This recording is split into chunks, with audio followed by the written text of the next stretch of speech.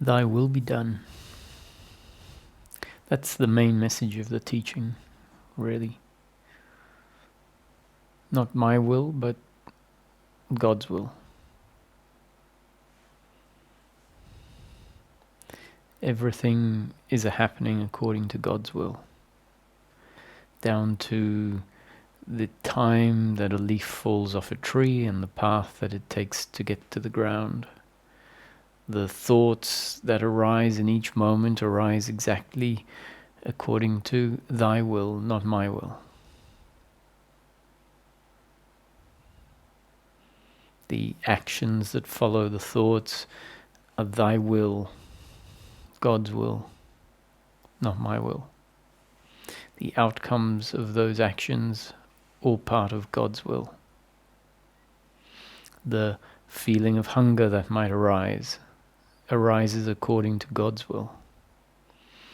The emotions that we might have towards a person in relation to a certain circumstance or situation that's happening, all of that is God's will unfolding.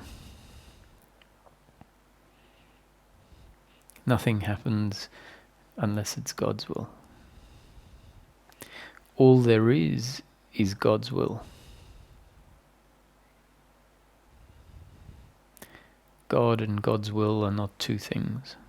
All there is God. That's non-duality, not two. Just God.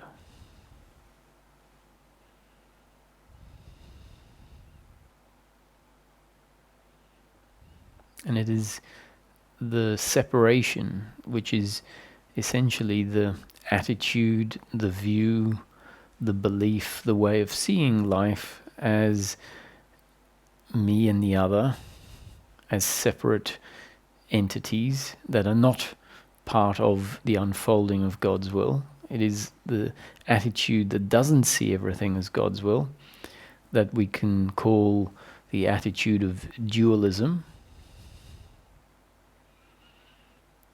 And that we can call the attitude of separation. And that attitude of separation and dualism leads to all of the psychological suffering, the uncomfortableness that we experience as part of our life experience. Now, the suffering is not pain. I'm not referring to pain or tragic circumstance, but rather the attitude towards the circumstance. And that attitude, which is often an attitude of resistance, of things should be different, includes in it a sense of, or an idea of me. They should be different because this is not good for me.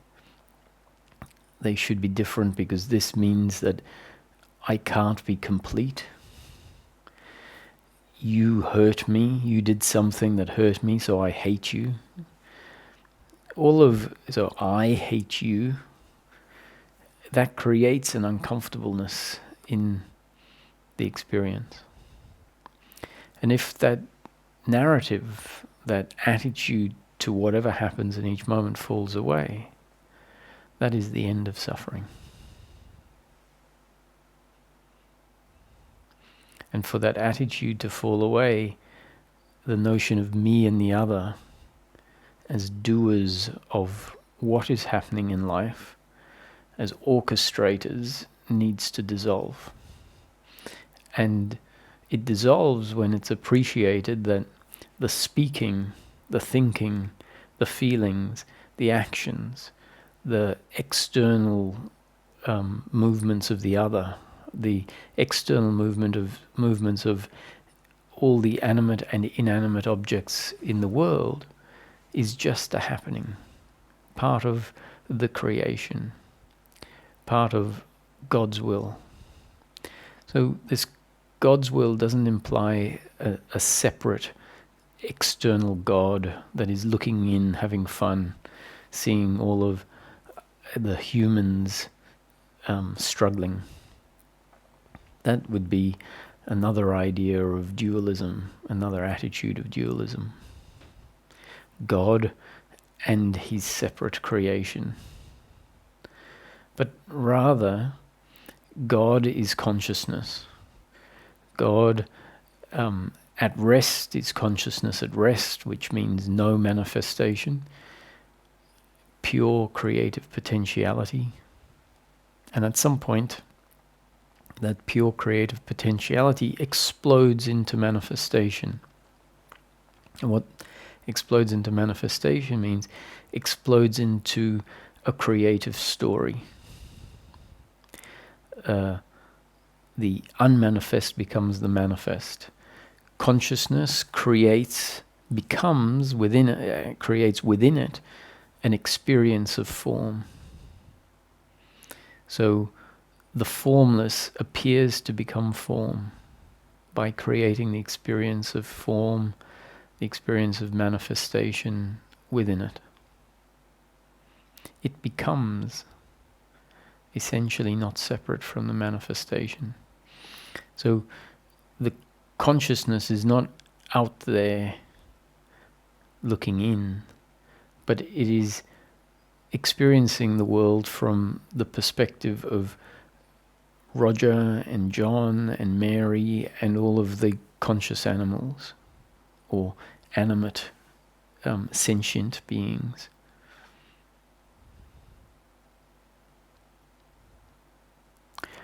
The aware beings, i.e. those animals that have consciousness, are the instruments through which consciousness moves, and the instrument through which consciousness or God is aware of the creation that it has become.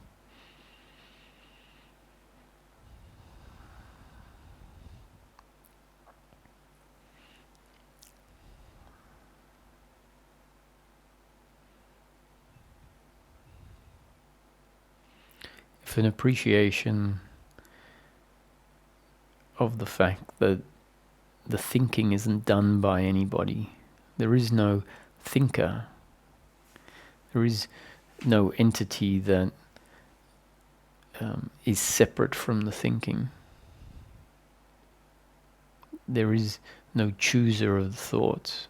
If it becomes apparent that the thoughts come out in a specific moment, they spontaneously appear.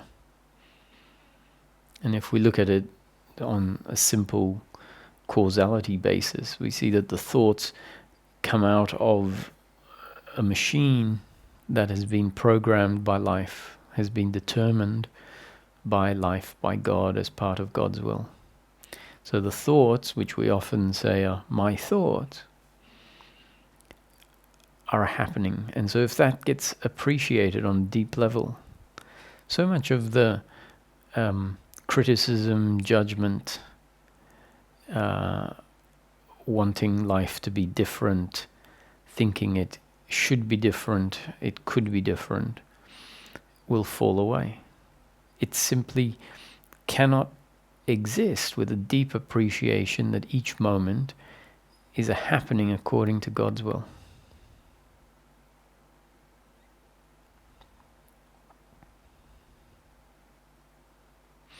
Now, often as a means of defending against this notion of non-duality, against a way of defending against the way that we are not the doers, the intellect will come up and say, well, God wouldn't produce all of these terrible things because of a particular notion of God that we might have, and also because of our relationship to life and the things that happen in life that make them personal all the way down to the depth of who we are.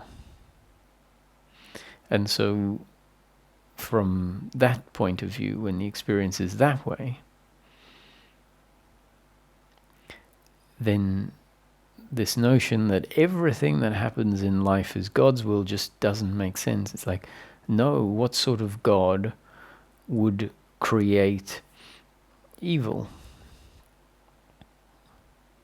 What sort of God would sanction the huge variety that we have in life?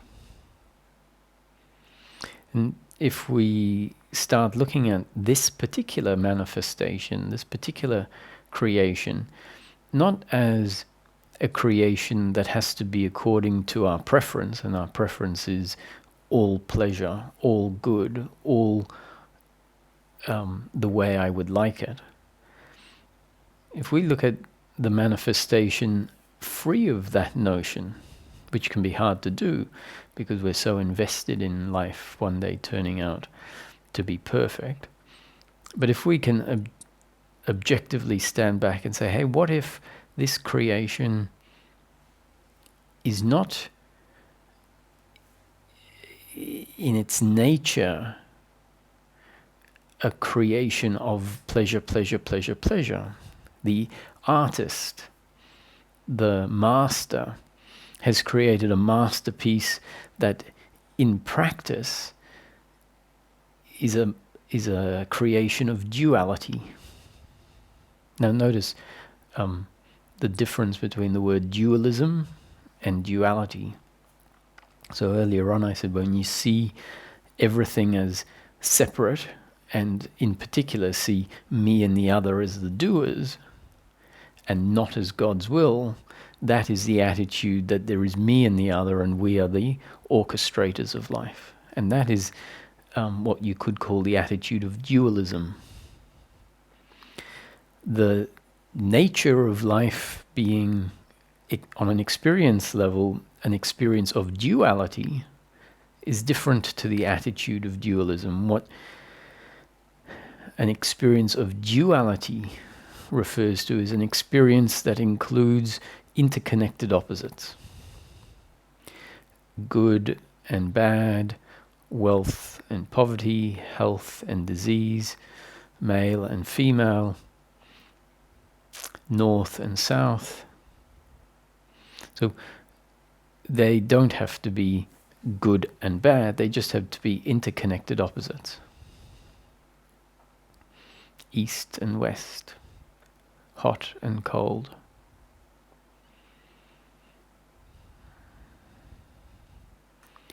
And those interconnected opposites are really two ends of one thing.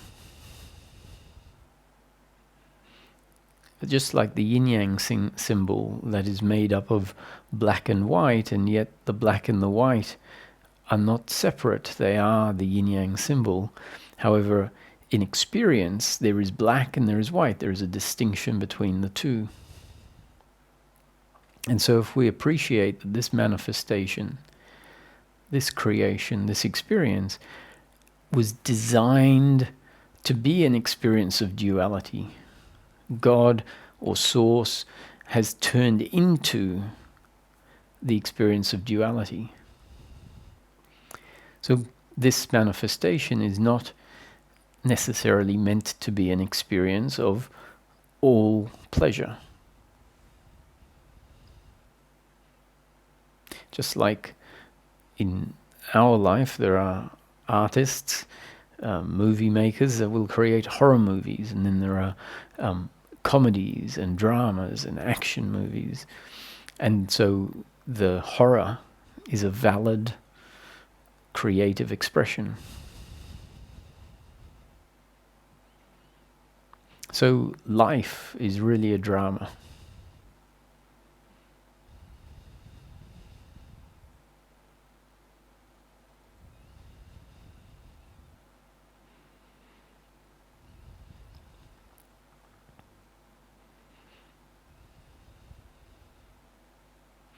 If we have an attitude towards the drama, which is an attitude that appreciates that the experience of life is meant to be exactly as it is in each moment. And that doesn't mean that change won't happen in the next moment. The very nature of life is also change. And so in the next moment, seeing it, if we see life in this moment as it being exactly the way it's meant to be, doesn't mean that in the next moment it isn't going to change radically.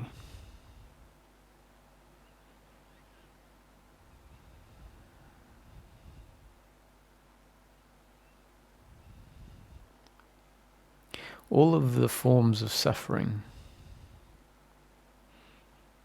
when we look at them, and it's important to know what those forms of suffering are: guilt, blame, pride, worry, and expectation, which have their subsets underneath all of those: anxiety, despair, lack of self-worth, hatred, resentment, judgment, fear. All of those forms of suffering are essentially expressions of the identity of dualism.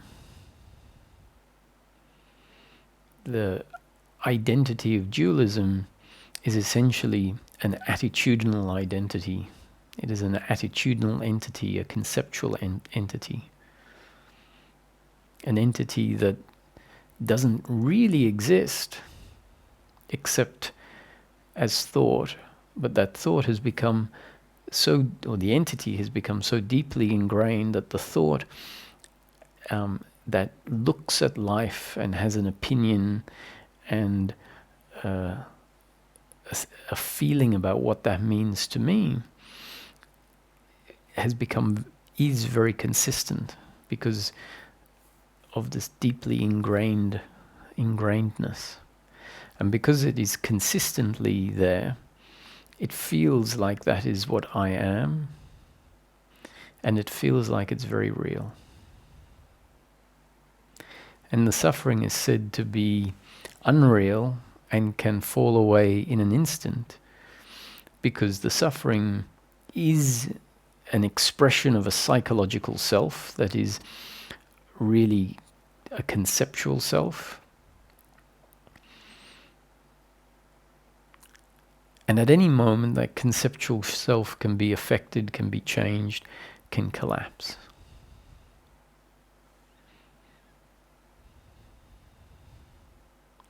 And the conceptual self is the idea I am the doer and I need pleasure, pleasure, pleasure. I need outcomes, pleasurable outcomes, in order for me to one day feel complete.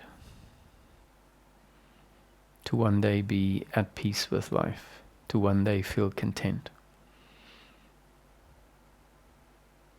That is a belief about what life is, about who I am and what I need.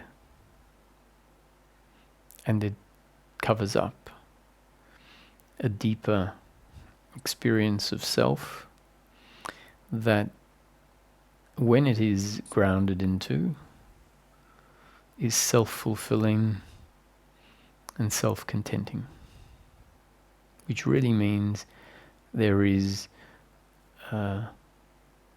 immediate feedback that says, I exist right now, whole and free of suffering. So the very connection is a connection that confirms that everything is okay as it is. It is an intimacy with oneself, where that self, the deeper self that is often covered up, reveals itself to be fine with life as it is, to be in harmony with life as it is.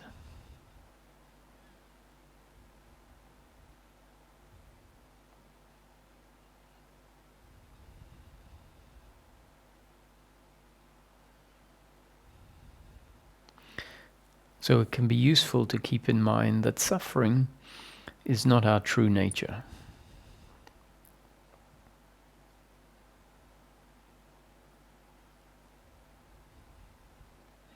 Suffering is a result of the psychological or conceptual self that started forming as soon as the intellect started receiving sensory input.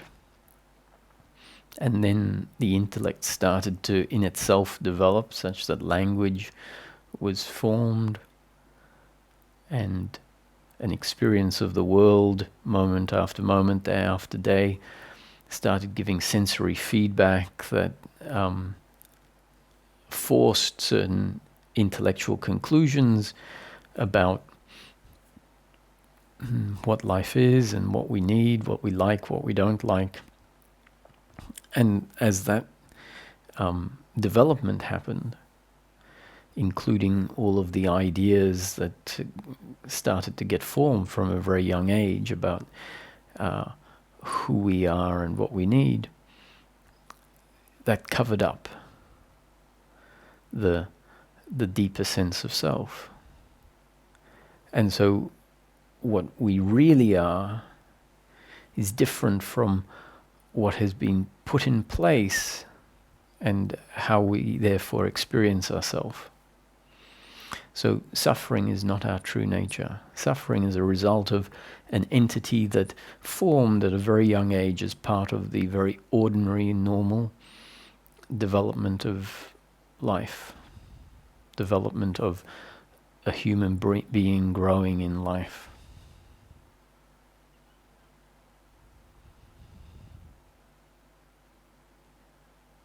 So whenever there is uncomfortableness, it can be helpful for us to understand, yes, it is here.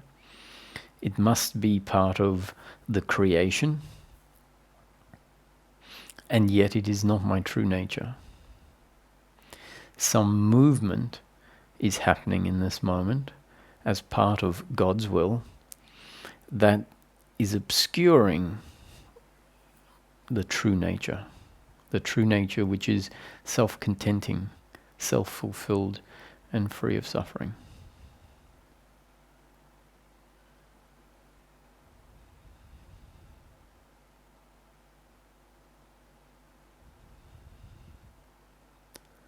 And that movement is usually the movement of the thinking mind. And the thinking mind is based on the notion, I am the doer, which means it is not all God's will, and my happiness is to be found not in my very own nature, but rather in the acquisition of things out there. That would be the movement that would be happening, either on a conscious level or in the background on an unconscious level, whenever suffering is present. And suffering really means an uncomfortableness with oneself, an uncomfortableness with the other, a feeling that things are not okay as they are. So it can be very helpful to remember suffering is not my true nature. It can be a catalyst to inspire an investigation as to what particularly is going on in this moment. The hint is that what would be going on is a psychological movement of the thinking mind. And that psychological movement of the thinking mind at its root has the notion, the belief, I am the doer, the other is the doer. So you hurt me, you delivered pain, you hurt me. You chose to do that as a separate, independent entity, the one that is got volitional control over everything that they think, say, and do. And because you chose to deliver pain to me, I have to hate you like an enemy. You are an enemy if you're delivering pain to me. That is the attitude of dualism. That's the attitude of the me that sees life not as God's will. So it's an invitation whenever there is an uncomfortableness to, if it resonates, that is not the true nature, but rather something that has set in place as part of this particular story of life. It is an invitation to see if in that moment it is God's will for an inquiry to happen into what particularly the suffering is. And remember, it's always going to be an attitude of doership and attachment to the particular circumstance.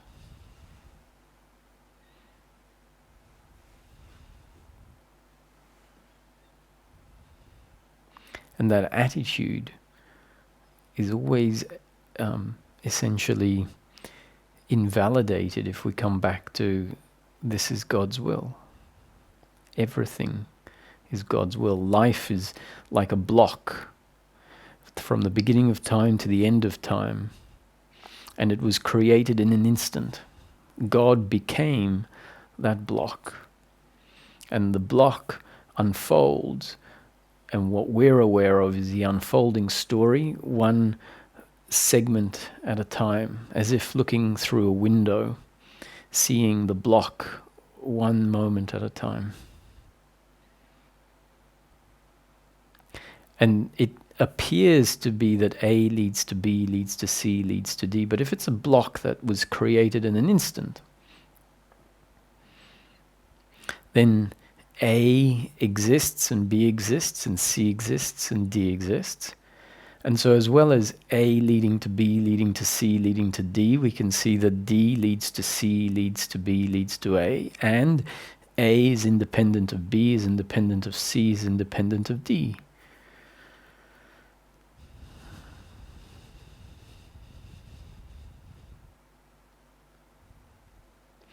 So any narrative of this happened because of this, if only I didn't do that, I should have done it differently, this outcome is not how things should be. All of that narrative is supported by the absence of the notion everything is a spontaneous happening according to God's will.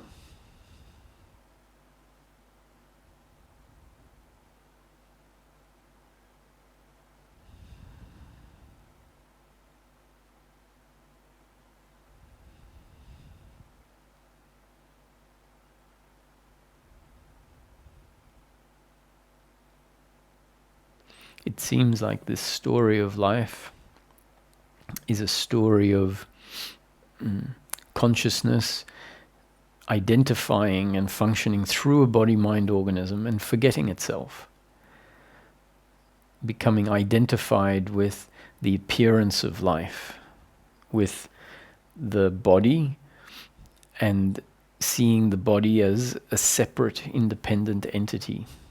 So that is the forgetting of who one really is, and that creates suffering. So it is a story of forgetting, a story of suffering, a story of suffering because of the varied circumstance that we can call our destiny, sometimes pleasure and sometimes pain. And it appears to be a story that at some point leads to a questioning about life, and if it's destiny, an awakening or a remembering who we really are, a connection to a deeper part of ourself, and that leads to the end of suffering.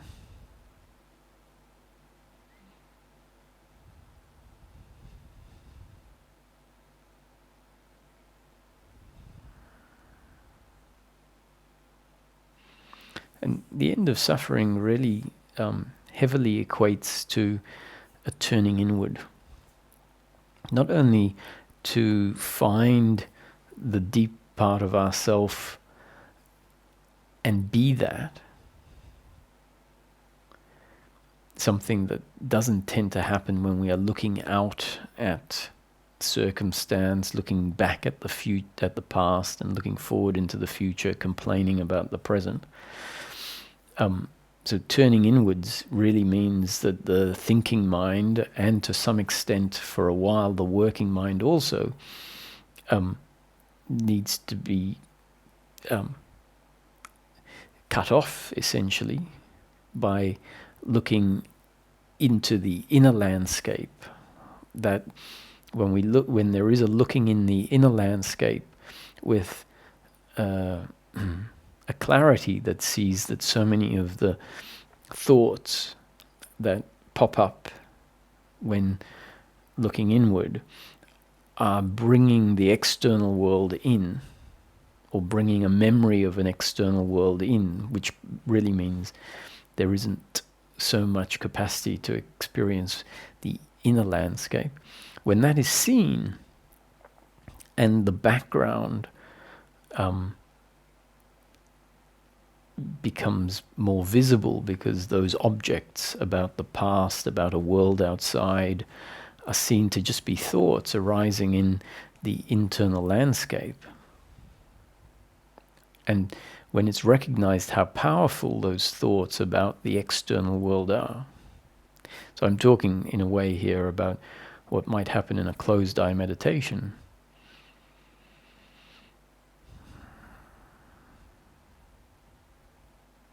If it becomes appreciated that thoughts about time and space, about causality, about the body, about the other, about the past, about the future, they bring that world in, and and that world, which is not the inner landscape, essentially covers up the inner landscape. It brings the outer world inside, which means the inner landscape is not able to be known or appreciated.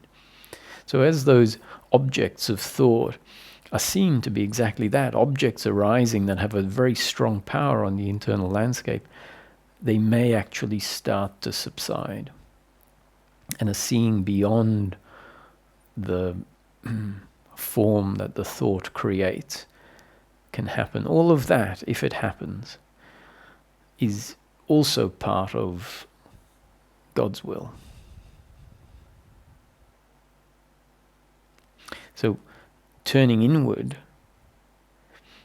is very important, not only for us to be able to ground into a deeper part of ourselves, to be that, but to become less concerned, less interested in so many of the things that are happening out there.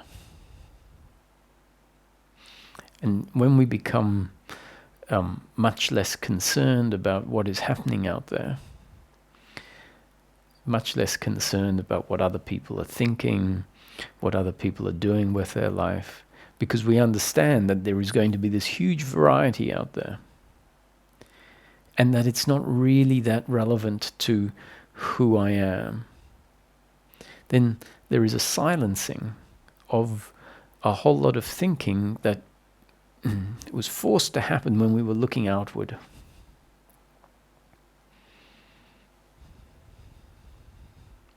Now it might sound like being less interested in what is out there is a selfishness, or it will lead to a lack of contribution. But in practice, a withdrawing in the way that I'm suggesting doesn't lead to a lack of contribution, because so much of our investment in what is happening out there is not really contributing anything meaningful, but rather is judging and is thinking about circumstance and not doing much about it.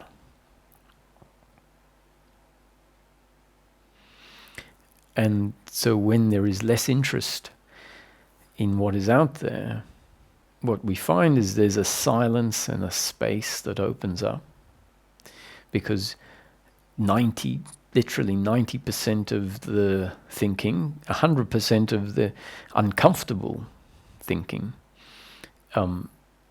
falls away. There's a space. And when something in your actual experience, right in front of you, exists, then there is a capacity to contribute, to do what you can in that particular moment, rather than thinking about big picture topics that we actually are not going to be able to meaningfully affect. So an example of that, instead of worrying about world hunger, see what you can do for a hungry person that you might come across on the street. knowing that you can't do everything for everyone you come across on the street. And if you're not interested in world hunger, then you may not even be interested in doing something for someone you come across on the street. This is not saying that we should all act a particular way. In fact, an appreciation that everything is happening according to God's will means that if you find yourself one day walking past someone who is asking for something on the street, the thought might arise, "Not today, my friend." You may not say anything, but a thought, a feeling might arise that leads to no action. And that is as valid in terms of the unfolding of the story of life, as valid in principle as an action of maybe being generous in a moment and giving someone $20. Both actions are the unfolding of God's will. The important point to take away here is that if we see everything as God's will, if we turn inward and become less involved in what is out there in terms of the bigger picture, that doesn't make us impotent in terms of affecting change and contributing. We become potent because we will act in situations where we can do something, knowing that the outcome is not in our control. You may feel generous one day and give something to someone, and that may turn out to be not as beneficial as you might have thought or might have hoped. The outcome is also part of God's will.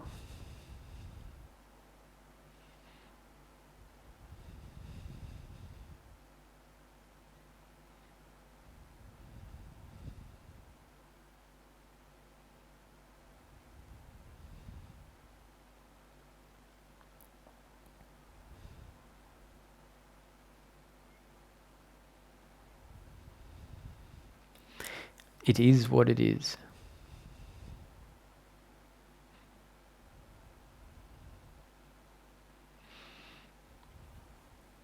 A lot of people will say that, even if they're not necessarily exposed to non-dual teachings.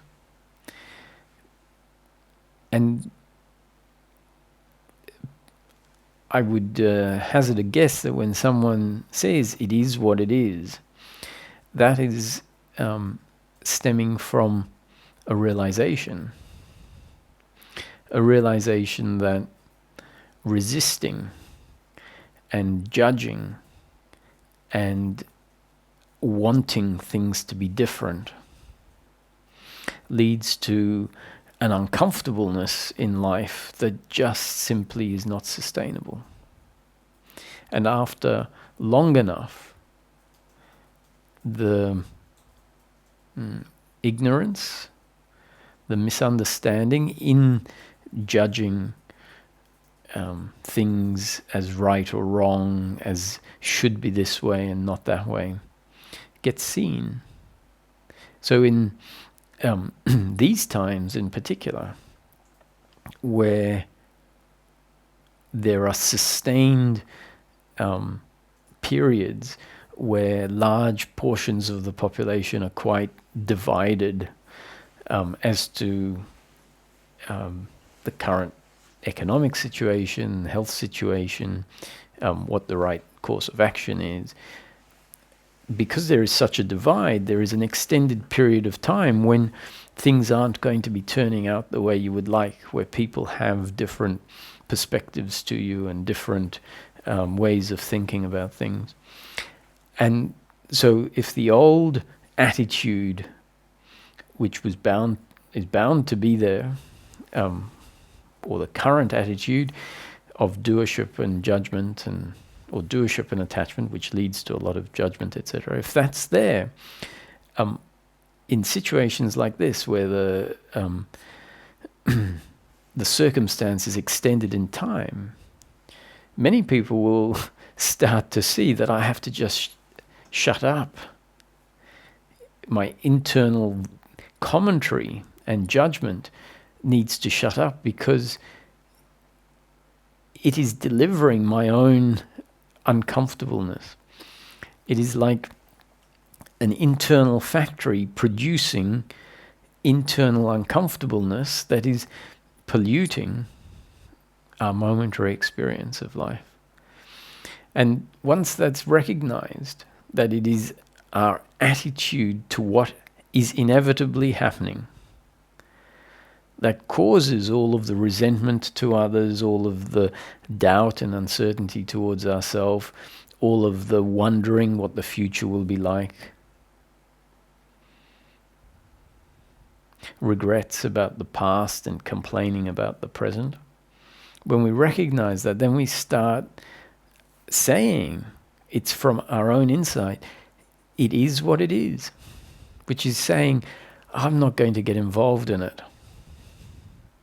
And it's not saying it from a place of complacency. It's saying it from a place of realizing what the suffering really is and seeing the inevitability of things like diversity of opinion, because there are 8 billion people in life, all with different perspectives, all with different preferences, all with different life scenarios. And so attitude of trying to essentially control everyone and insist that everyone is homogeneous, insists that everyone is like me and thinks the same way as me, is on my side, is seen at some time as being unrealistic, as being the very cause of our own suffering. And then this this thought, which is really wrapping all of that insight up, that says, it is what it is. No point getting too concerned about it. Another expression that some people tend to fall into and repeat, which represents the same insight, is, it's all good. It's all good. And that it's all good really is just a counter to the historic and the ingrained attitude that says that's not good. That shouldn't happen. So, if someone turns up late, an hour late for something, and they say, oh, look, I'm so sorry, I'm an hour late. And if someone started seeing life a certain way, they go, oh, it's all good. Because previously they know that they wouldn't have thought it was all good, which really means it is as it is. It means it's not something I'm going to take as being absolutely bad and therefore getting all invested in it. So from their own experience of having seen the old way and what it delivers, for example, getting angry at the fact that someone is late, that they haven't done what they said they were going to do, that they've affected your day, it's more of an attitude that says, it is what it is, which means, oh, I'm going to have the attitude that it's all as it should be. So we say, oh, it's all good.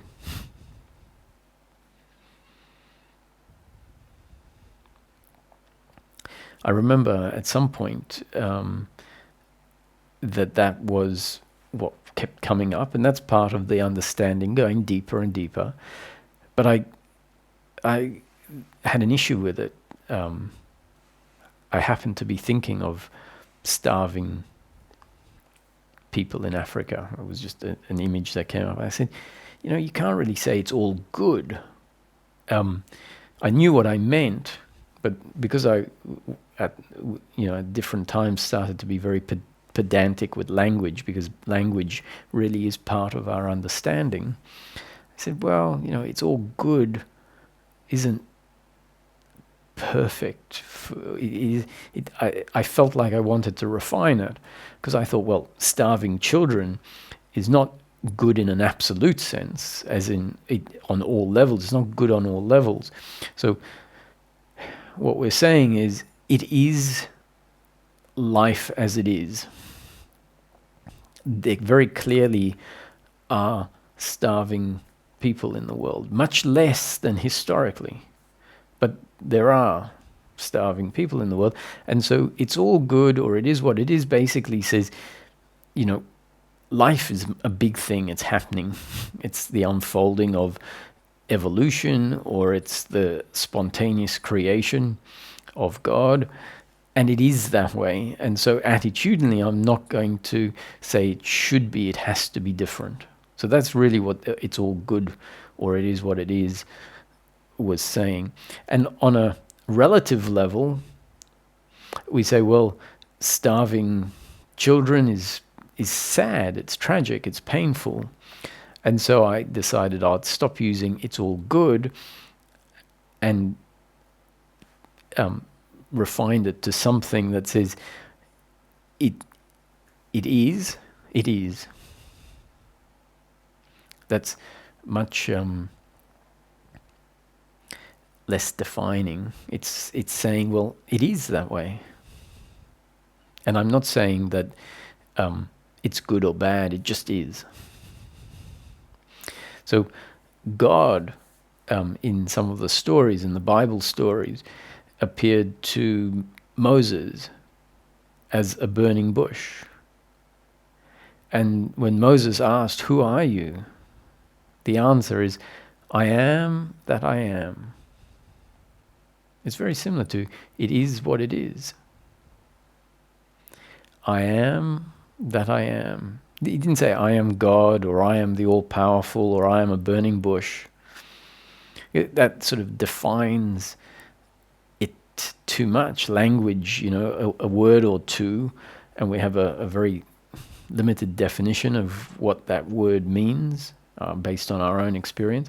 And so if God said, "I am the all-powerful," or "I am the creator," or "I am a burning bush," it's too defining. It's not a good representation of just what is. So it is, "I am that I am," which is really just saying, I am the truth. I am the actuality. It can't be put into words. It can't be defined. I'm not this or that, but all of it, let's say.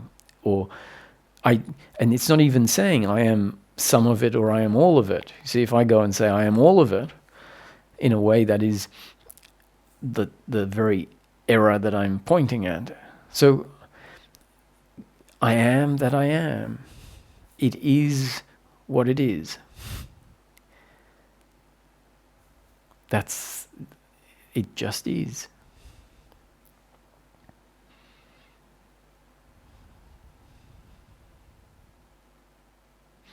Now, this doesn't actually require any great spiritual experience or enlightening revelation for us to see, to stand back and see. I might not like the fact that there is pain in life. We're not going to like it on a preference level, because our preference is for pleasure. That's what preference is, a preference for pleasure, and a preference not to have those things that we don't like. Those things that we don't like are essentially pain. So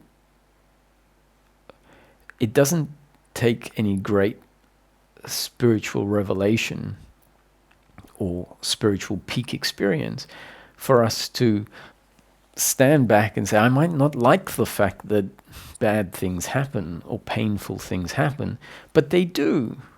We see them everywhere we look. It doesn't take some great peak experience for us to realize people are going to let us down. Our best friends will let us down. We will let our best friends down sometimes, maybe, depending on destiny. And if someone lets us down, we realize, wow, if my makeup was slightly different, or if my history was different, if my attachment to outcomes was different to what it is, I would act differently to how I might act, and I could be you. So we start to appreciate that I might,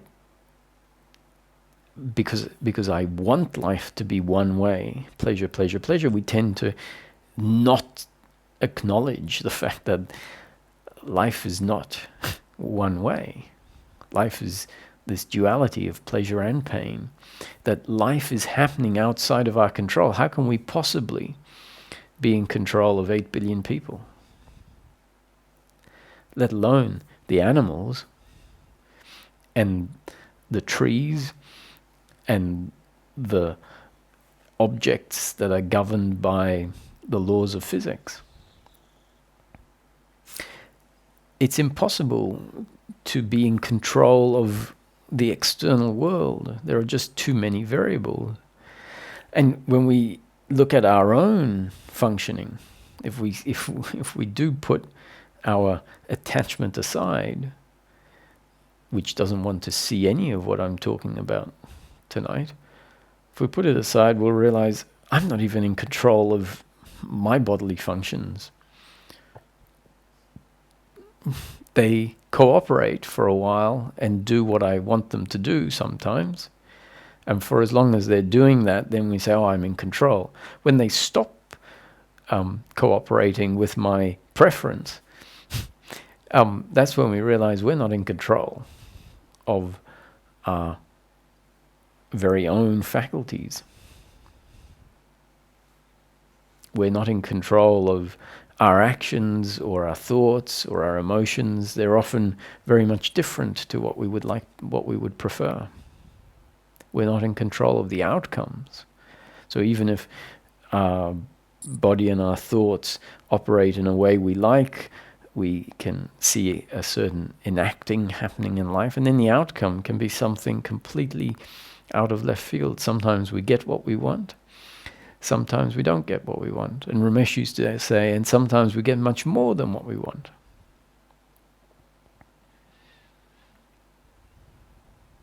So there isn't some huge revelation that has to happen. It's just that our attachment, our desperation for life to be the way we imagine, the way we idealize, our desperation for that prevents us from seeing the reality. And when we see the reality, it creates a surrender. When we don't see the reality, what we're completely obsessed with is trying to control life so that it is one way, the way we think it needs to be in order for us to feel more comfortable in life. The irony is that the uncomfortableness that we're trying to fix stems from that not seeing the truth of how it is.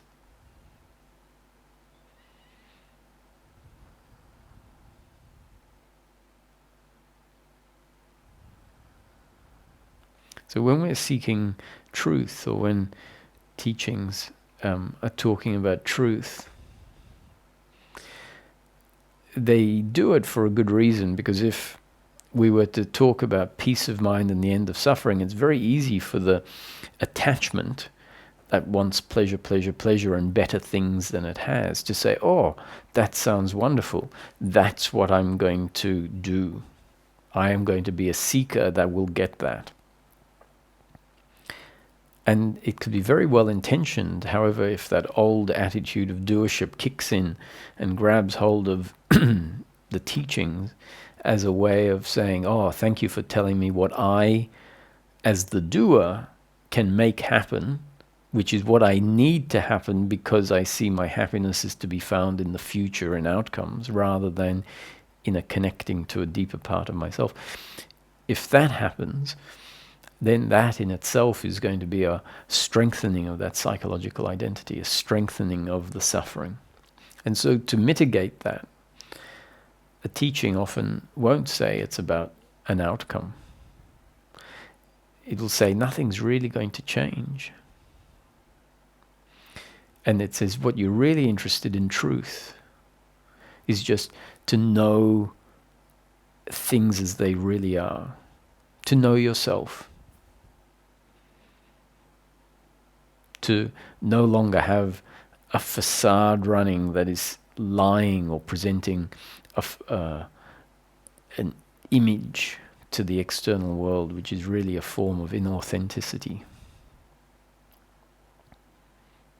So we're told we're looking for truth, and truth is very appealing because deep down we sense that the psychological sense of me is an untruth, it's a mistake, it's an error. But more importantly, this seeking for truth, although we think it is about some absolute truth, is really a way of us seeing what really is. It's an encouragement for us to step away from what our craving and our sense of self has interpreted the world as. And it's saying, don't you want to just see life as it is? Let go of your personal investment in something and step back and see.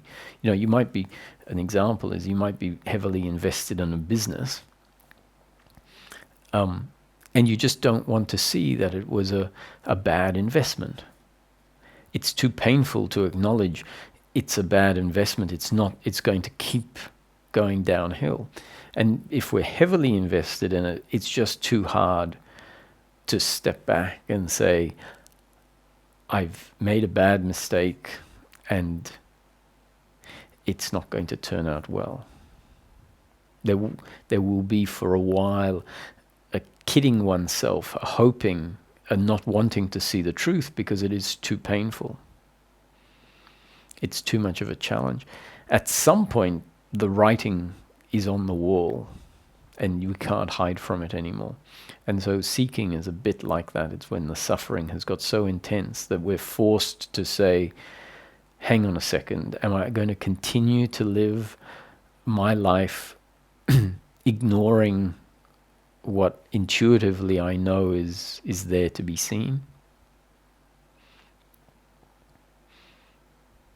And so just see things as they are, including the fact that so much of life, all of life, is out of our control. Even the things that seem like they are in control. So the fact that I can move my hand seemingly at will, that I can move an object from one side of the room to the other, even that is not proof that we're in control. It appears like we have control because it happened like we would, like the thought said was my intention. But at any moment, you could trip over, you could have a seizure, you could, the doorbell could ring, and things don't end up the way you expected. So we see that we only think we're in control when the outcomes turn out the way we intend, which might not be because we're actually in control. You can toss a coin and you can call heads, and heads can land. And if we think, oh, I called heads and heads landed, so I'm in control, we're drawing an incorrect conclusion. Because when you call heads and then tails come up, then you go, oh, in that case I wasn't in control because I called heads and tails came up. So then you say, well, so does that mean I was in control when heads came up, or was it just that it turned out the way I would like it to turn out? And the same with you putting 5 words together or 10, a sentence together. It doesn't take much to realize that if the brain stopped working in the way it is currently, even formulating a sentence or understanding something. I was visiting someone in a hospital recently, and I saw someone that was having a stroke after having an angiogram, a mild stroke, and it was a temporary one, fortunately. But so lots of doctors came around and were showing him pictures of sort of like kids colour in pictures of people at a park or something, and asking him to describe what he saw. And I was looking at him while he was, and there was this inability to communicate, and that he couldn't put what he was seeing into words. That part of the brain that would formulate an idea of what this is stopped working.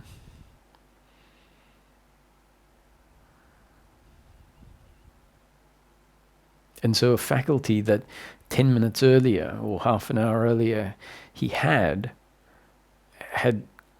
stopped working.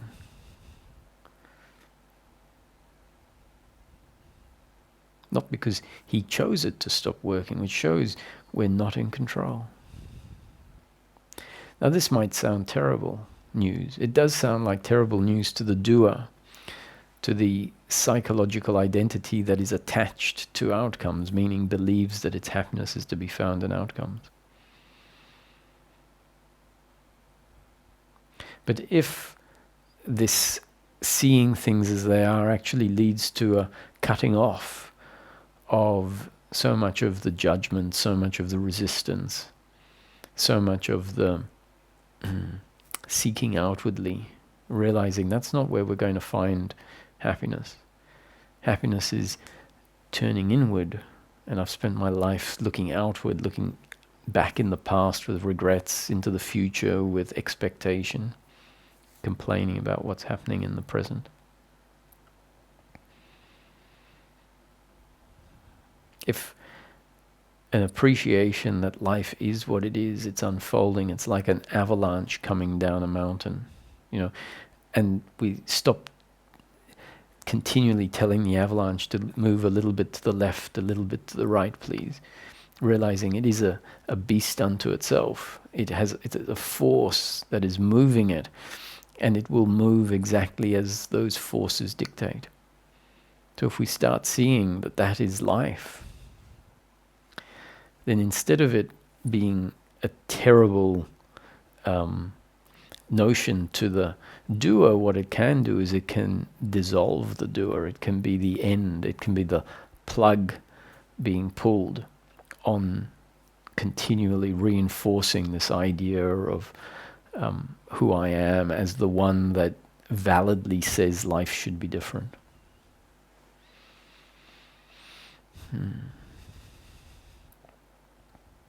So given I've been talking about shoulds in the last few minutes or so, for the whole of the satsang, a lot of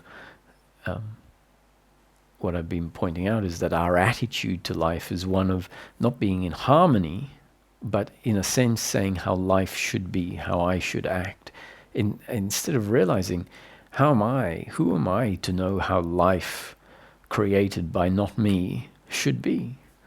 Maybe I should just say, actually it just is what it is. It's like going into a gallery and seeing an art piece and saying, I think he should have done this and this and this. Instead of just looking at it and said, well, what he has done is this. And it is what it is, and it's not for me to say it should be different.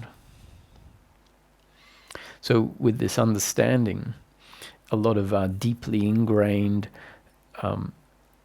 attitudes of doership that take the form of, I should act this way, I should live my life this way, I shouldn't do that. They are all part of the psychological me, the shoulds and shouldn'ts. A whole list of shoulds and shouldn'ts. A list that we project onto other people, that keeps the thinking mind constantly having something to do, to judge the world. And it keeps us often in a certain pattern of how to live life, always saying yes, maybe because I should say yes, because if I say no, they will be angry with me or they won't love me. Oh, I should work at this job because I, studied what I studied because my parents said that that was very important. I should have these values because that's what society says, or what I have determined is where my happiness is going to be. And at some point we realize all of these shoulds and shouldn'ts are like telling God how the world needs to be. And so we say, if I drop all of my shoulds and shouldn'ts, how would I live?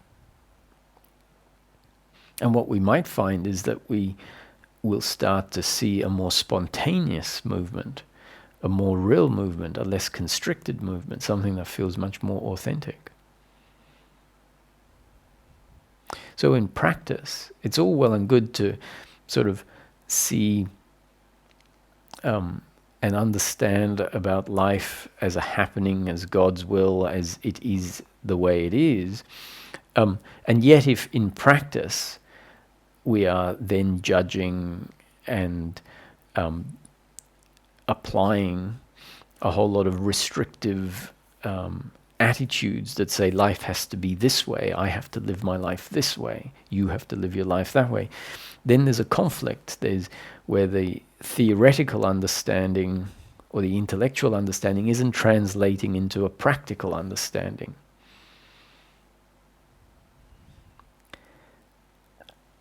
And that connection often isn't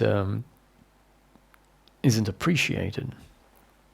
It isn't seen that if in practice I continue to judge, I continue to feel resentment, I continue to feel shame, I continue to have expectations about the future, I continue to say how my life should and shouldn't be, then essentially what is happening is that what we might think we understand deeply isn't that deeply understood, because in practice we are reverting back to life has to be this way. I know what God's will is what we say. And so if we start rubbing those habits out, if that means if attention lands on them, which is all part of the unfolding of life, destiny, if attention lands on certain habits, then there's a capacity to do something different, to find a functioning, a happening that is different. And that essentially is uprooting the deeply ingrained remaining belief of doership that is manifesting as, for example, this is how I have to live my life. I can't possibly do it differently because that would be wrong. It means there's no surrender to the diversity of how the next moment could unfold. So the next intensive, there's been quite a few of you have participated in the first two, which is great to see. They are a little different. The intensives are 6 satsangs strung together on a particular topic, and so there's a bit more of a progression that happens in them. The next one is on shoulds and shouldn'ts, which is really about how we start living differently by adjusting some of the very small things at first. Seeing the ideas that keep us living out of a fear of attachment to outcomes, especially a fear of not being appreciated by the others, a fear of doing what we think the others want us to do. And there's a great freedom in being able to say no, being able to say, actually, I'm not going to go out every Friday night or every night of the week just because I get invitations. to be able to not answer an email if you don't feel like it, instead of saying, oh, it's been 3 hours since that email comes in, I should answer it. To not necessarily have to do the dishes every day at 7 a.m. before going to work because I should do the dishes before I go to work.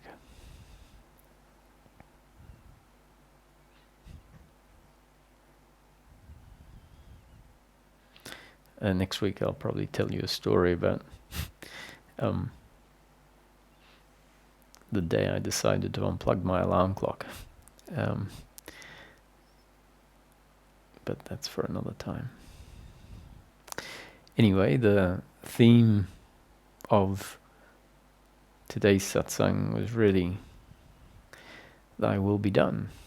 It's God's will, not your will, not my will. Everything is happening, unfolding. And if our seeing of that starts to happen, it really means the seeing moves back and we become the observer of what's happening instead of, or the witness of what's happening, instead of the one lost in the activity. There's much more space in witnessing. It's a bit like being in a conversation and not being the one talking, but rather, if you're in a group, being the one that sits back and listens. You get a bigger picture perspective. And as soon as you become the talker and are dragged into the position of the talker, maybe talking to one particular person, the perspective is lost, and you tend to become lost in that particular position, inside the circumstance.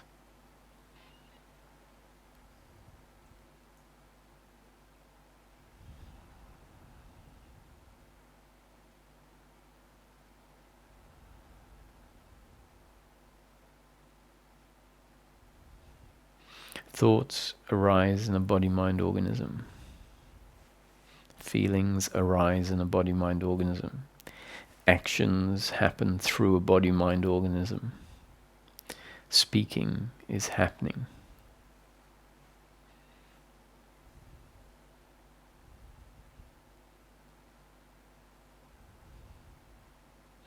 You might appreciate that a thought only happens because something was seen, heard, smelt, tasted, or touched. This is the exercise that Ramesh used to suggest. If someone wants to see how we're not the doer, he'd say at the end of the day, or whenever it suits you, sit quietly. You don't have to take up any meditation position or anything. He'd suggest if you want to have a beer or a sherry or a cup of coffee, you can bring that in with you. He'd suggest something like be in a closed room, turn off your phone, and then take any event of the day, take the one that you are convinced was your doing, and investigate it. And upon investigation, you'll see that there was a circumstance happening, and that circumstance was not something you were in control of. It's much bigger than you. So the circumstance was there, you were there as part of the circumstance, and we saw something, we heard something, we tasted something, we touched something, or we smelt something. Something in the external world that we weren't in control of. And as we saw, heard, tasted, touched, smelt that, which we didn't know we were going to see, hear, smell, taste, or touch, as that came into our awareness, it then created a subsequent, maybe thought arise about, oh, that's the smell of burn. Where is the burn coming from? And that thought, where is the burn coming from, inspires a movement to walk into some of the rooms of the house to see where the smell of burn is coming from. And then let's say you walk into a room and you see that the waste paper basket is on fire. So once again, a circumstance, a continuation, but even here we can investigate. Once again, there is a circumstance happening. You weren't in control of the circumstance. You saw something, you smelt something, and that inspired the movement. So you see the fire in the bin, and you look around the room and there's a towel, and you get a towel and you throw the towel over the bin. Maybe some adrenaline pumps through the body, or some anxiety, some fear. Maybe it's a moment of clarity and stillness and says, okay, the towel, starve it of oxygen. And that, we start off saying that was my doing. I was the one that put the towel over the bin. When we look at the situation, we see it started off because we were in a situation, and in this case, we smelt something. Had we not smelt it, we wouldn't have investigated. Had we not investigated, we wouldn't have seen the fire. Had we not seen the fire, we wouldn't have thought about what should I do. Had my conditioning been different, instead of thinking about what I should do and coming up with a good answer, there might have been panic, for example. Now, that doesn't mean that panic is not good, or not a valid movement, and acting in a calculated manner is. Obviously, one is better than the other relative to a particular objective of, let's say, putting the fire out. But we have to appreciate in this investigation, if I was a particular way, the action would have been in line with that makeup. So if I was different and fear or panic came over me, the outcome might not have been the towel going on the bin, but maybe the body running out of the house and then the house burning down. And so that action, I did that on investigation, is a happening according to so many factors, none of which are in your control. And that investigation can be carried out time and time again, and each time we'll come up with, I'm not the doer. I simply cannot be the doer. Might be an insight at some point when it's been investigated, and each time, even our thinking, which clearly is a result of our makeup and the circumstance we're in, based on and what inputs come in, creates thoughts, creates feelings. And at some point when we've investigated and this principle becomes deeply understood, there is a revelation, an insight, an aha moment. I simply cannot be the doer. No one is the doer. No one has ever been the doer. I have never been the doer. Everything is a happening.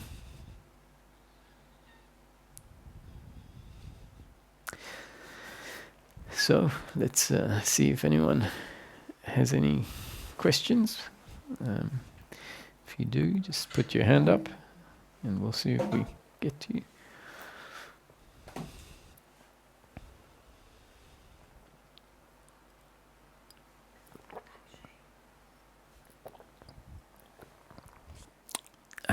Jay? Hey, Roger. So recently, some experience triggered some suffering, and it had been a while since it had happened. So at first, there was a lot of resistance to it. And then, the next day I was like reflecting on it, and I realized that the resistance was coming from the idea that I need the suffering to go away in order to be happy. And actually resisting it wasn't going to improve the situation. So I can kind of see how going forward it might be futile to resist the suffering, but it still doesn't give me clarity on how to respond to the suffering, because at the same time it is still uncomfortable, which is why it's called suffering. Mm-hmm. Yeah. So whether it's through like witnessing or allowing the emotion to expand. Like these responses have come up in the past, and it seems like, over time, like the situation has improved. But I'm not sure how those responses actually reduce the suffering, and what's to say like it's even having an effect, and in the future it won't come back with the same intensity. Mm-hmm. So how do you like actually know you're making any progress on it? Well, the progress is simply by seeing the response to the suffering such that it in itself isn't adding more suffering. And eventually, we know that it's going even deeper because the primary suffering that we previously had a response to of more suffering, that at some point stopped being a response of more suffering, but then at some point the primary suffering maybe even starts to get weaker or less prevalent, less frequent, gets cut off quicker. So the proof is always in the pudding. The teaching says that the practical manifestation of the deep understanding and realization is less suffering. Now, that's one explanation of how do we know, or that's an answer to the question, how do we know if things are changing or if there's a benefit? And my answer is, well, it all comes down to suffering and peace of mind. But that doesn't mean that what I'm saying is this is how you have to act, right? Or how you have to respond to suffering. Because the very response that happens, whether it is one of adding more suffering onto the suffering, or whether it is a response of having seen that to be futile and therefore not resisting the suffering, whichever of those happens is not Akshay doing it, but rather is Akshay having been changed by life, including, let's say, whatever you found yourself exposed to, these teachings or these teachings and other teachings, speaking to a friend, whatever, everything that came before, including probably the latest, because that's the latest new conditioning that brings about a change to the up-to-date conditioning, has led to, let's say, less suffering. And so that we often say, oh, what I did is stopped getting involved in the suffering. The truth is that happened because life changed you such that that started to happen. It wasn't so much the free will and volition of Akshay, but rather life affecting change such that that particular change happened. Now, as you pointed out, suffering is suffering. It's very uncomfortable. It's the very nature of suffering is an uncomfortableness with self. And so it's very often the case that if the suffering has a certain intensity to it, there is no capacity to find that, or there is no, not capacity, capacity implies doership, but what we're saying is if the suffering is strong enough, a witnessing simply isn't what is going to happen. What is going to happen is a resistance to the suffering if it is intense enough. When we find a witnessing does happen and there is a witnessing of suffering, what it means is the intensity has changed. The intensity of the suffering has changed. Not necessarily the primary suffering, but the overall suffering of the system. So to the extent that there is a witnessing of the primary suffering and a not getting involved in it, it really means that the two situations are intrinsically different. One has much more suffering in it than the other. not only because one doesn't have the suffering, the extra layer of suffering, the resistance to the suffering, but rather the resistance to the suffering doesn't happen because the intensity of the suffering is less. So you're right in saying, sometimes there can't be witnessing. And that's exactly right, because it isn't that someone does it, it's just a consequence in a sense. So if there's a very hot fire and you put a piece of paper next to the very hot fire, the paper will burn if the fire is hot enough. If, on the other hand, you put the fire next to put the paper next to the fire, but the fire is less hot, it might not be hot enough to burn the paper. And so it's just a consequence of the particular makeup, the particular characteristics of the situation, as to whether involvement happens or it doesn't happen. So I would suggest it's just about continuing to, well, it's really destiny unfolding, but if as new conditioning, I'd say really the exposure to the concepts is what brings about the change, or at least exposure to concepts is one way in which the change can be affected. And that's really all that needs to be done. And even that isn't your doing. It's just what you feel inspired to do. Let's say today you feel inspired to listen to the satsang. And that's enough. If that's the case, it means our destiny has inspired a movement to listen to the satsang. The satsang is delivering new conditioning that can change the up-to-date conditioning. All of that is part of God's will. I'm not in control of what I say. You're not in control of how what I say lands on your end. And the fact that I'm not in control and you're not in control doesn't really matter, because it's still going to happen. And then tomorrow, a thinking about maybe this conversation may or may not happen, not in our control. And so that is the progression of it. And as a result, including the fact that you saw your suffering some time ago and saw that getting involved in it was just more suffering, all of that is new conditioning as well. So next time that the suffering comes up, there will be a response to it. What the response is a mystery. You'll only know the response once it happens.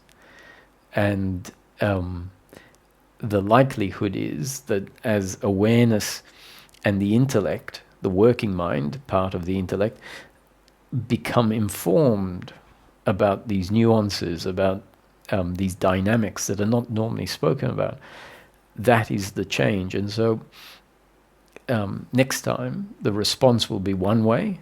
It'll be a mystery to you until the response happens. And it wouldn't surprise me that over time, the intensity of the suffering, the involvement in the primary suffering, and in fact the primary suffering itself will all start to reduce. Yeah, and it definitely has. And, to be honest, like one of the, in this instance, the suffering was, it was like grief from the need for love. Mm-hmm. And like for a while I'd been thinking, like all these other things, like, they kind of dropped away. And I was like, is it really true? Like, Roger and like others say that experience can't give you happiness, but like this felt so persistent. And it was like, well, maybe everything except for this. And then like, I was just thinking about it. I came across one of your other videos, and like, and also like a recent experience kind of triggered it, which kind of caused me to go down this path. So, and like I'm slowly starting to see that it was a story. And like it's crazy because like, as you said, like new conditioning and like kind of reflecting on it can have a change. Because like if you'd asked me like a few weeks earlier, I would have been like, I would have still been heavily involved in that story. Mm-hmm. Yeah. If you start seeing these things for yourself, like you're describing, that's very powerful. Especially seeing it in action in your own life experience. So, that's an important part of the teaching. It says these concepts are not just intellectual concepts that need to be handed over and that's it. They are pointers for you to hopefully start seeing in your own life experience, so that they then become your knowing rather than just some amorphous concept talking about something that has no frame of reference in your life. Once you start seeing for yourself, yes, my suffering is in the attitude to the circumstance, and you really put a tick next to it when you are suffering and you see it, then that's the understanding going much deeper, and the suffering continuing in its old way just simply can't happen, because you are different. You have seen something and understood it deeply, and it might not be understood the first time you see it in your own life, but as you see it time and time again, which you will, because in principle it's always the same. So once you've seen it once, you'll then see it a second time and a third time. At some point you realize, you say, each time the circumstance is different, but I see that it's a particular attitude to the circumstance that is really causing the suffering. And that can be hard to see, because it's an attitude about or towards the circumstance. So, if someone steals something from you and someone asks you, what are you so uncomfortable about? Why is all this hatred there, for example? And you say, because he stole, I don't know, my phone. And so because it's an attitude towards the circumstance, it seems like it is because of the circumstance. But you can imagine in another person, if the stone, or in you, if things were very different, let's say, someone could steal the phone and your attitude could be, these things happen. It makes complete sense that someone saw my phone that happens to be 2 weeks old. It's the latest model. You can appreciate, yep, people don't have very much. They might not have any means of getting these things. They see other people with them, and the urge to steal what doesn't belong to them comes up. So if someone has that insight, then the circumstance is exactly the same. The pain is the same, in the sense that circumstantially, in either situation, you don't have the mobile phone, you have financial pain because you'll have to buy another one, and yet the attitude can be very different. One can create a whole lot of resistance to the fact that the phone has been stolen, a whole lot of hatred towards the person, a whole lot of shame towards yourself for having left it on the table while you were talking to someone and not looking. And we think that all of that shame and that blame is about the fact someone has stolen the phone, or is because someone has stolen the phone, whereas it's our attitude to the fact someone has stolen the phone. And that can get seen where someone else might say, it is what it is. So we start to see it's in the attitude, not in the circumstance. The circumstance is going to have its pain component. The suffering is something, additional. Thank you. Thank you, Akshay.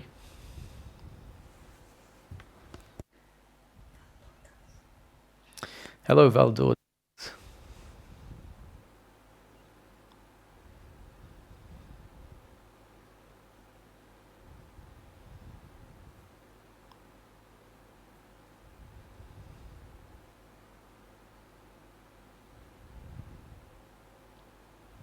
I can't hear you at the moment. Have you got yourself unmuted? Is that better? Yes, now I can hear you. I'm sorry. Non-doership. I've been listening to you for a while, and I know Lisa also. I've been to 2 retreats with Lisa. Mm-hmm. I'm also with the in another teaching, and if that is important. Non-doership and suffering.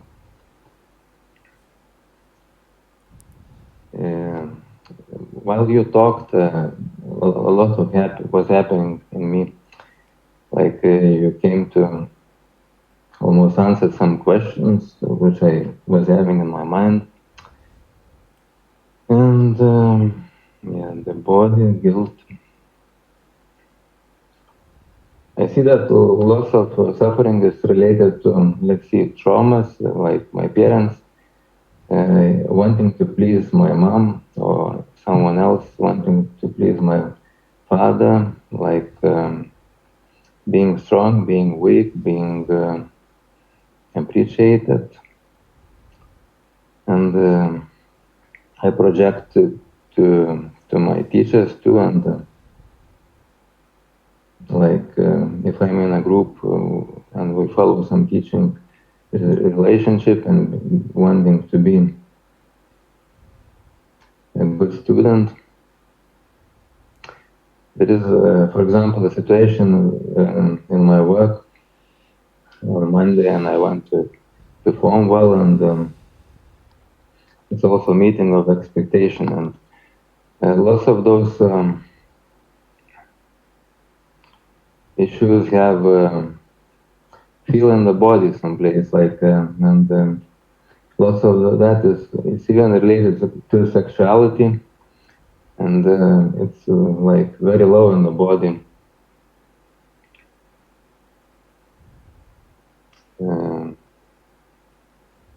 That can create some kind of guilt, similar to that was happening in childhood. And I couldn't say that I came far with this non-leadership, because it's a dynamic process, and it's happening in the body, and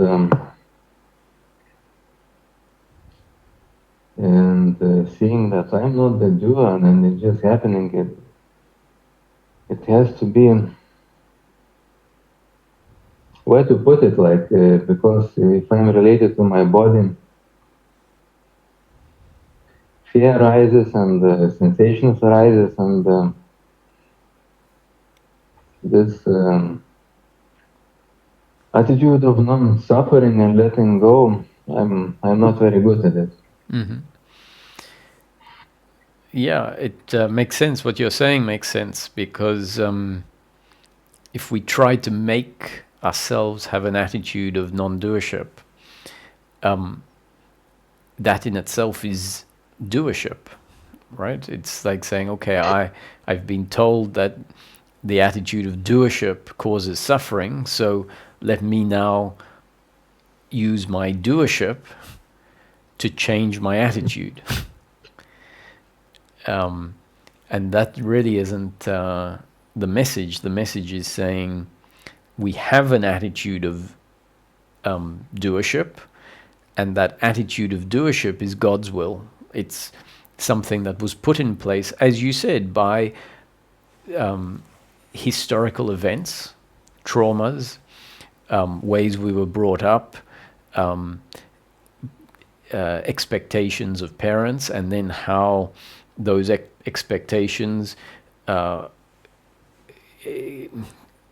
came about inside of us, and what it made us, how it made us act.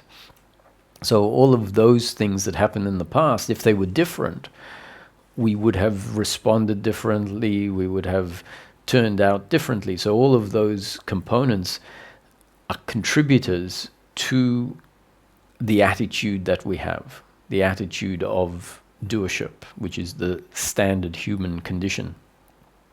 And so we're saying that attitude of doership wasn't your doing. The attitude of doership is just what is there, how we are. And so we can't just magically say, oh, I want to change it, because once again, that would be, you are the doer. So we're saying the attitude of doership is there, but it's not a prescription to say you change it. It's just a description of what is. So the description is what is the attitude of doership. The attitude of doership does lead to suffering. So just a description. Then another description says, it is possible for that attitude of doership to change. And if it changes, there will be less suffering. But we keep saying, but you don't make it change. Life brings about the change. And life can bring about that change gradually and slowly. It often does bring it about gradually and slowly. And so if we are hearing about non-doership, when in fact the internal structure has very intense doership, it can just get frustrating, because the internal structure is very strongly bound and tightly wound, such that it creates the entity that has the belief of doership. And then we hear all this talk about non-doership and the end of suffering. It doesn't match our experience.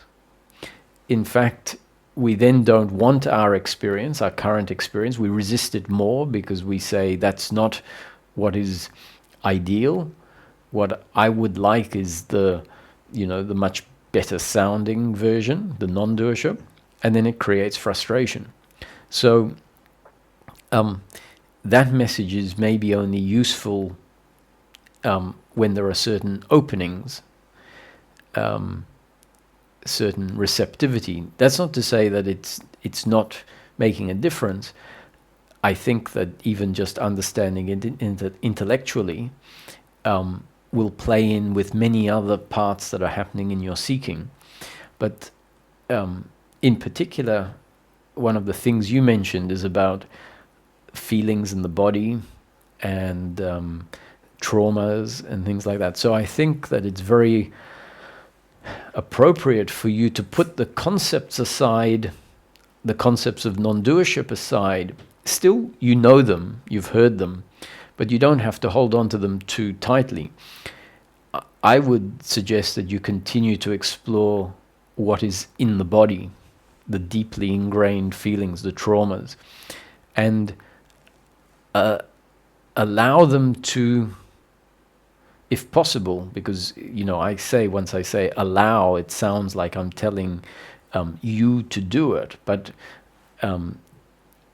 it's just a suggestion of how things might happen. There might be an allowance for the feelings of uncomfortableness to arise more than was there historically. Historically, feelings of uncomfortableness come up, and we find any defense to keep them suppressed.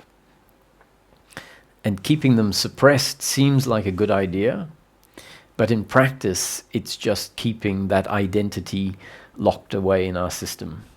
It's, in a way, keeping it alive. So if we hear new conditioning that says, sometimes these feelings just have to come out. The traumas just have to be given space to come out. And we are very scared of that because it feels so uncomfortable. It feels like it's going to kill us, in fact. It feels like we won't survive if we have to feel that trauma. And that's why we keep running away from it. We keep turning away from it. And the truth is we need to feel it. It won't kill us. It is very uncomfortable, but it won't kill us in the way we imagine it will. And if an openness sets in where those uncomfortable feelings are allowed to come up more than they were previously,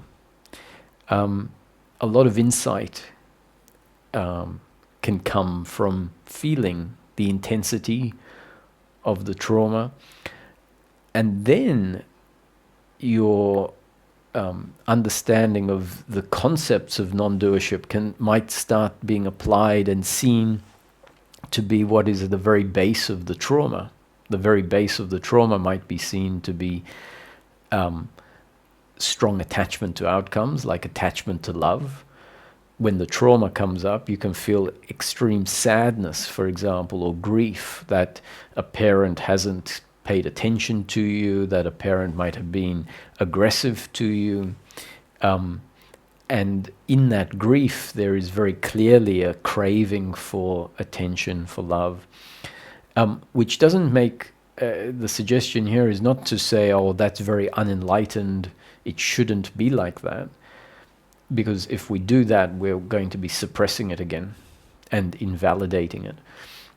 What I'm suggesting is, if it is allowed to come up and is expressed, where we allow the sadness, the grief, the hatred, there will be hatred usually, and feel it and really see it, and it can be very strong, and we can maybe take a back seat and say, wow, that is very intense. I didn't realize there was such intensity in there. The very fact that it starts to move is a great progression.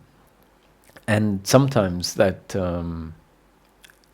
the inner space is so full that it needs weeks, months of that sort of seeking, that sort of movement, which is not a movement of intellectual concepts, but rather feeling in the body and allowing things to come out and be expressed. And in a way, it's a bit like purging. It's releasing. And there can be space after such a release that then allows the concepts to be something that we feel much more truly based on that space having opened up. Now, the space opening up doesn't mean that a day later you don't feel a contraction again and you don't feel more trauma. It's going to be a mix of space and trauma, maybe a lot of trauma and not so much space. But it's very valid to, as well as all the talk about just witness, and see it as unreal, and it's also very valid for us to hear explanations that say, you have to allow it in all of its intensity, as if it is completely truthful, meaning completely validated. Not repeat the story, but allow that story to have its space.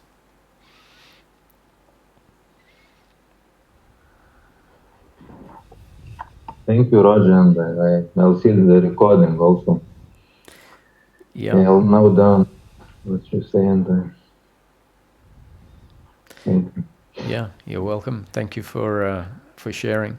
It's nice for that perspective to come in sometimes, about the energetic loads, because really all of this belief in doership and attachment to outcomes, they're deeply ingrained, and essentially deeply ingrained in those old experiences that have been locked away a certain way.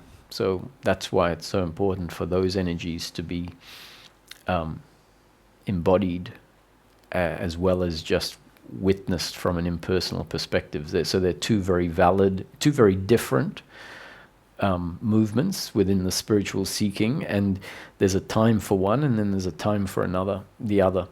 And sometimes we only hear about one, and if we only hear about one, let's say just the witnessing, then the notion of feeling these energies and allowing them in their full force can seem like ignorance or not a valid movement in a non-dual path, but I think it's very valid. So it's just a matter of allowing whichever one happens to feel more appropriate on a particular day. And that's really the journey unfolding. So I think, unless there are any other questions,